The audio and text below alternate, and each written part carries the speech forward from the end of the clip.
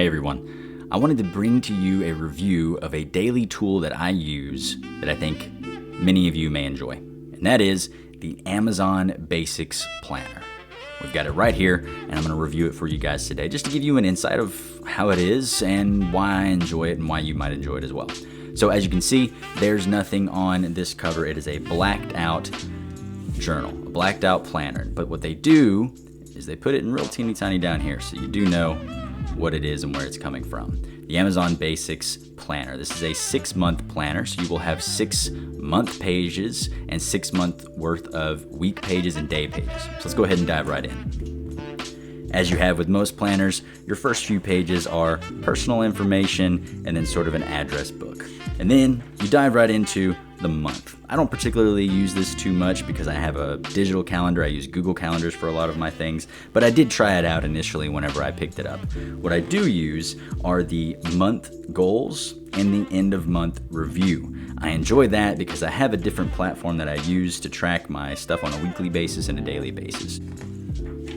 Here's yourself a blank sheet. You've got your days of the week starting with Sunday, ending on Saturday, a note section down the side, and then this month's goals. It gives you 1, 2, and 3, but of course you have room for 6 or more if you write smaller.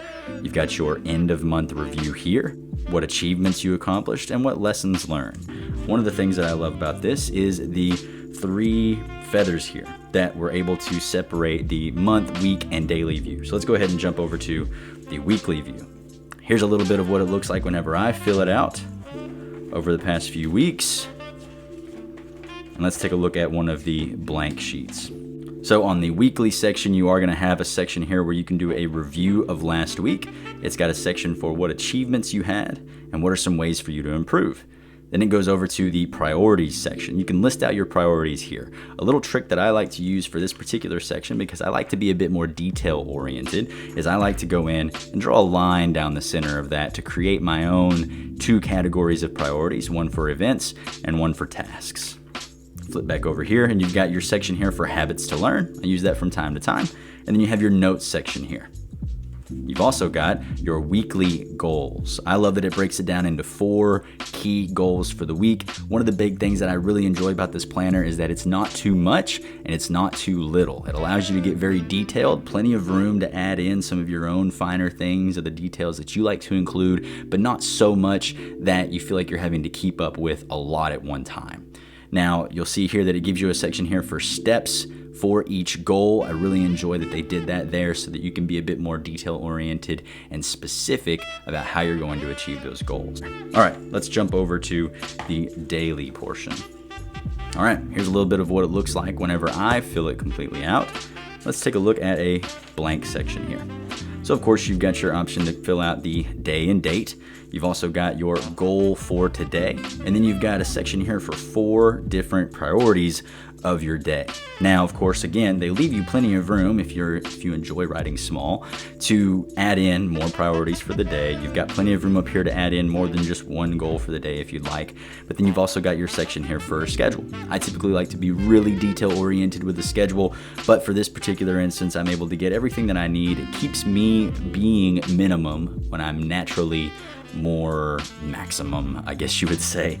I like to put a lot of detail into a lot of things, and this helps tone me down a little bit to really focus in on what matters most.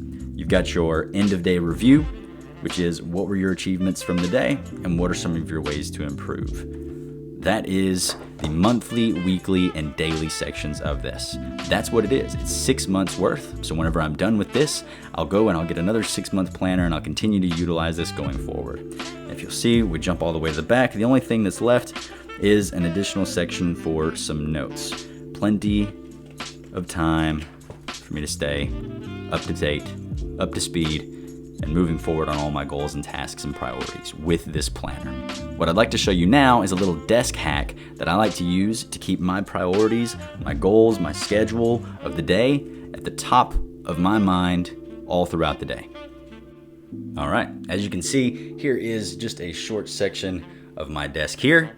And you can see if I come in here and I work on my daily planner, I get it all set up, I have everything written down the way that I like it. My desk hack is this little guy right here. Now this is just a basic little metal stand that I picked up from Amazon, and I think I actually had a different intention for it than the one that I used. So I set this over here to the side, and I take my planner and I'm able to set it up and adjust it so that all throughout my day, I can look over and make sure that I'm checking out my priorities and my things for my schedule. That's my little desk hack. Thanks for checking out my review on the Amazon Basics Planner. Just another tool that I use to help myself continue to learn and grow. I hope that this video has helped you continue to learn and grow in some way too. I'll talk to you next time.